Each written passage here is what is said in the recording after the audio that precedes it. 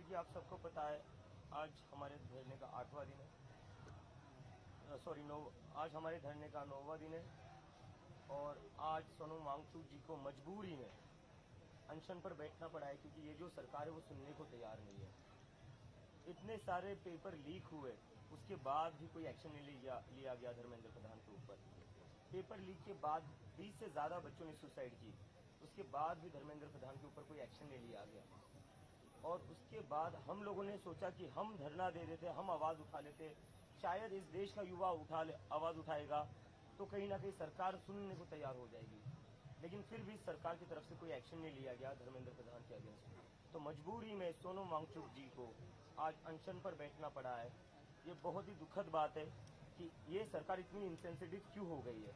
और जब मैं आपसे पीसी कर रहा हूँ, आज से अभी से कुछ घंटे पहले एक और नीट स्टूडेंट ने सुसाइड की है। उसने अपने माँ बाप से माफ़ी मांगी है कि मुझे माफ़ कर दो, मैं आपके सपनों पर खरा नहीं उतर पाया।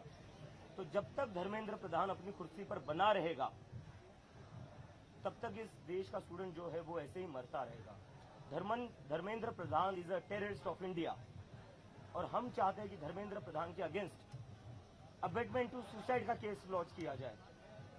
कब तक इस देश का स्टूडेंट ऐसा मरता रहेगा। और मोदी जी को क्या प्यार है धर्मेंद्र प्रधान से, ऐसा क्या मिल रहा है धर्मेंद्र प्रधान से जो अभी तक उसको कुर्सी पर बनाए रखा है।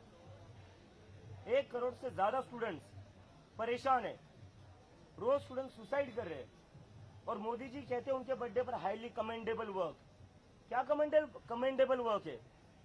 20 बच्चे सुसाइड करते हैं, ये कमेंडेबल वर्क है? शर्म आनी चाहिए नरेंद्र मोदी को।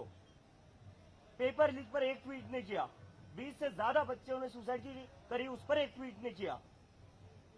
लेकिन धर्मेंद्र प्रधान के बर्थडे पर ट्वीट करते। ये देश के प्रधानमंत्री या एक पार्टी के बस प्रेसिडेंट बनकर रह गए। नरेंद्र मोदी या तो पार्टी चला ले या देश चला ले। अगर देश चलाना है तो उन्हें नीट पेपर लीक पर बोलना पड़ेगा, नीट पर बोलना पड़ेगा, स्टूडेंट्स की सुसाइड पर बोलना पड़ेगा। लगा रखा है highly commendable work, efficient minister. क्या एफिशिएंसी है? बच्चों को मारना एफिशिएंसी है उनकी।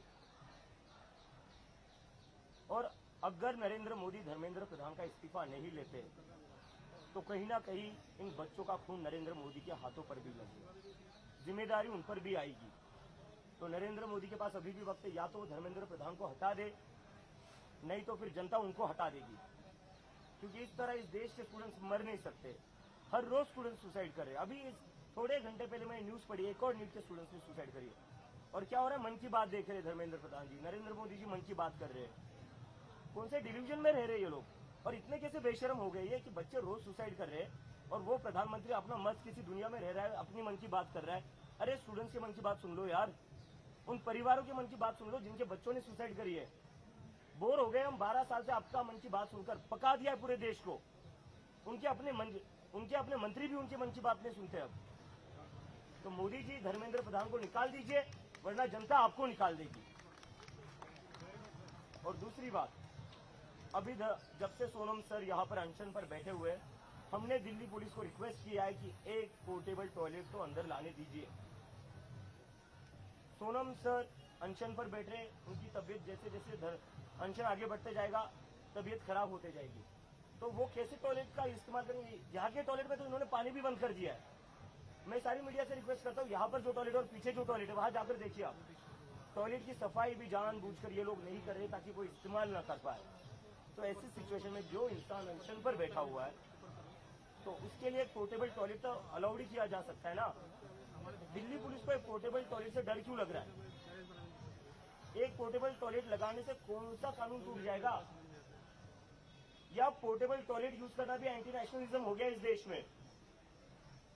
तो दिल्ली पुलिस से रिक्वेस्ट है, असली क्राइम को पकड़िए, असली गुंडों को पकड़िए। यहाँ पर सर फोड़ा जा रहा है लोगों का, उनको आप पकड़ नहीं पा रहे हो, उनके सामने आप भीजी बिल्ली बन रहे हो, छोड़ दे रहे हो। वो लोग इंस्टाग्राम पर बोल रहे हैं अभी एक को मारा है, शाम को आऊंगा फिर से दूसरे को मारूंगा। तो हमारा पानी रोकने की बजाय, हमारा खाना रोकने की बजाय पोर्टेबल टॉयलेट लगाने दो हमें, वो रोको मत। और कुछ ना अच्छा काम कर लो, गुंडों को पकड़ लो जो यहाँ आ रहे हैं, लोगों को मारपीट कर रहे हैं। देश को बहुत उम्मीद है, देश से ज्यादा आपके बच्चों को बहुत उम्मीद है। आपके बच्चे आपको हीरो समझते हैं, तो हीरो वाला काम करिए, ये टुच्ची हरकतें मत करिए।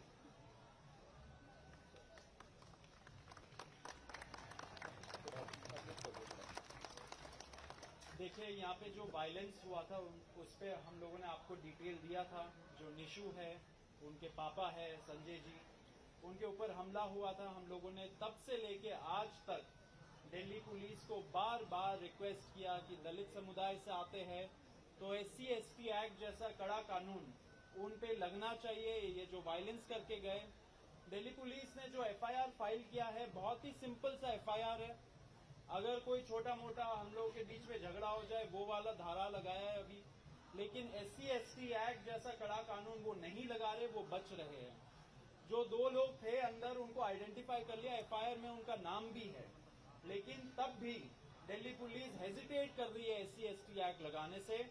हमारा रिक्वेस्ट है सारे दलित यूनियंस, अम्बेडकराइट यूनियन से कि आप एक स्टेटमेंट ऑफ सॉलिडारिटी निकालिए निशु के फैमिली के लिए, संजय जी के लिए, क्योंकि एक स्ट्रांग मैसेज जाना चाहिए, एक यूनाइटेड मैसेज जाना चाहिए कि ऐसा violence will not be acceptable in a place of peaceful protest like this. ये एक मूवमेंट है, ये हिस्टोरिक मूवमेंट है, ये युवाओं का मूवमेंट है, ये यूनिटी के लिए मूवमेंट है।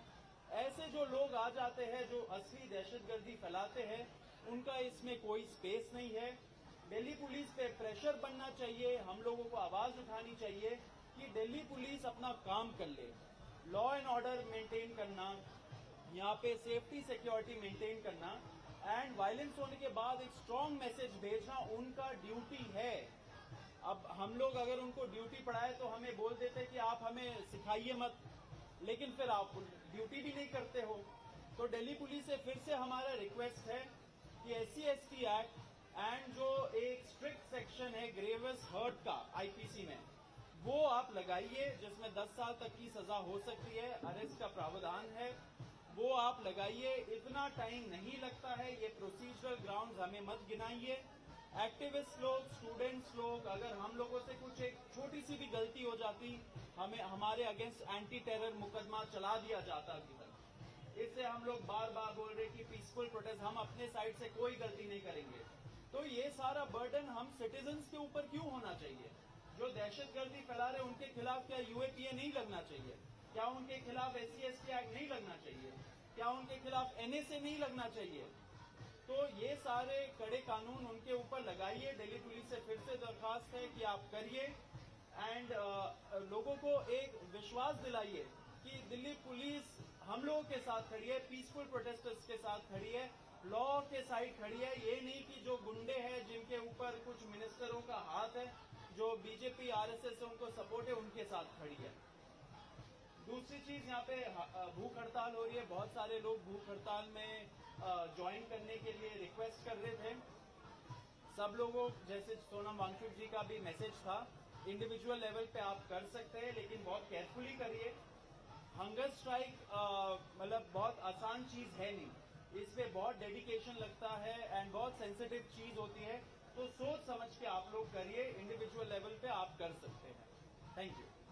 आपका कोई क्वेश्चन है तो आप प्लीज पूछिए। This is Manikan Mishra from Tribune. I want you to please highlight if there are any conversation going on with former leaders. Are they joining here? We have been hearing. Am I audible? Yeah. So the farmer leaders were going to come here. यहाँ पर इस देश के किसान आ रहे थे। 500 से ज्यादा किसानों को हाउस अरेस्ट कर लिया है इस डरपोक सरकार ने। किस बात का इतना डर है? किसान ही आ रहा है ना, कोई आतंकवादी तो नहीं आ रहा है। किस वजह से उन्हें रोका जा रहा है? Also, the follow-up question on is there any BJP member following or planning to go for the hunger strike? No, we are not.